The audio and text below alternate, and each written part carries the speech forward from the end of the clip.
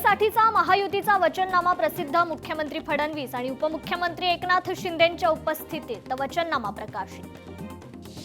मराठी भाषेसाठी language lab तयार करणार, पालिकेच्या शाळांना कौशल्ययुक्त करणार, मुख्यमंत्री फडणवीसांची माहिती।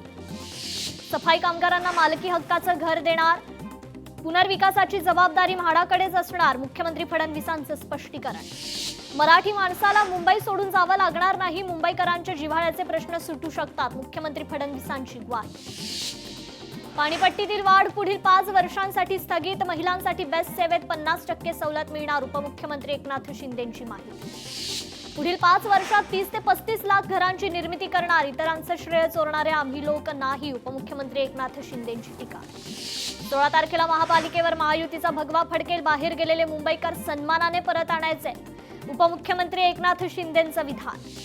भाजप नेत्या नवनीत राणांनी अमरावती भाजी बाजार परिसराला पाकिस्तानची बॉर्डर संबोधलं, पाकिस्तानमधून आवाज येते तसं इस बार महापौर मुस्लिम बनेगा, राणांचं वक्तव्य।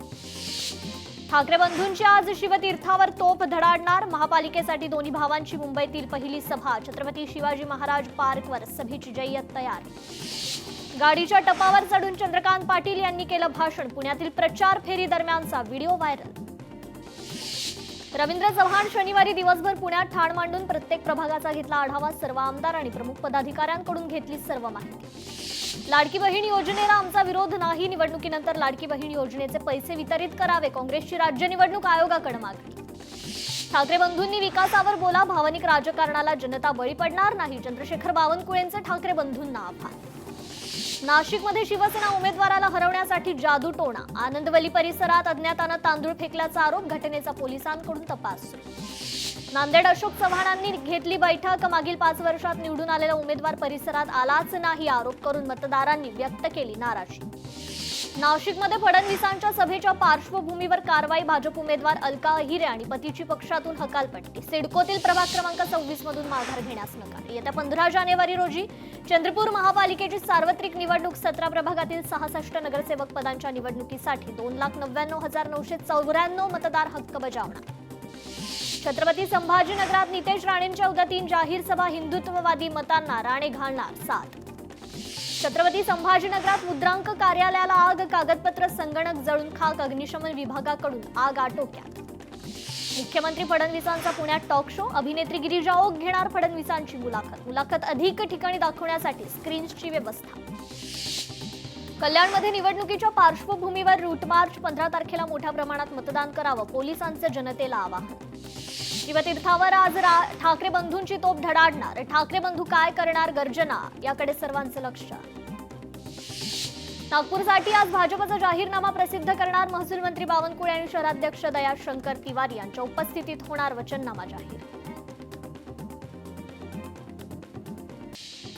पुणे महापालिका निवडणुकीच्या प्रचाराच्या सुपर संडे, नाना भानगिरेंच्या नेतृत्वाखाली शिवसेनेचा प्रचार, शिवसेना प्रचंड मतानं निवडून येईल, नाना भानगिरेंनी व्यक्त केला विश्वास। कोल्हापूर महापालिका निवडणूक अंतिम टप्प्यात, यातच प्रचाराचा सुपर संडेत महायुतीकडून जोरदार शक्ती प्रदर्शन, 81 प्रभागात रॅली।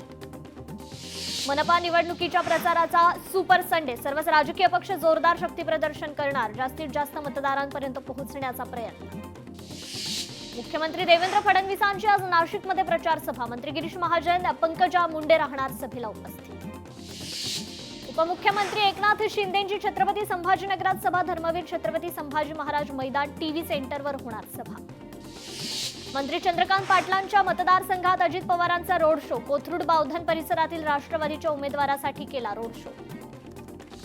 मंत्री पंकजा मुंडेंचा आज नाशिकमध्ये रोड शो, भाजपच्या उमेदवारांच्या प्रचारार्थ करणार शक्ती प्रदर्शन। नागपुरात आज मनपा निवडणुकीच्या प्रचाराचा सुपर संडे, सर्वच राजकीय पक्ष जोरदार शक्ती प्रदर्शन करणार, बाईक रॅली, मोठ्या पदयात्रांना राहणार भर। कल्याणमध्ये मनसेतील उमेदवारांसाठी शालिनी ठाकरेंकडून घरोघरी प्रचार, ठाकरे बंधू एकत्र येणं ही काळाची गरज।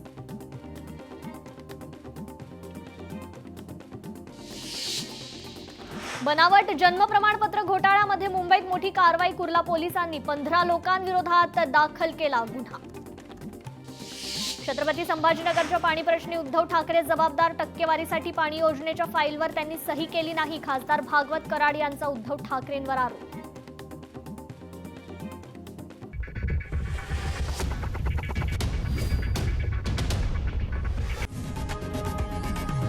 लोकशाही मराठी ऐका, पहा, जागरूक रहा.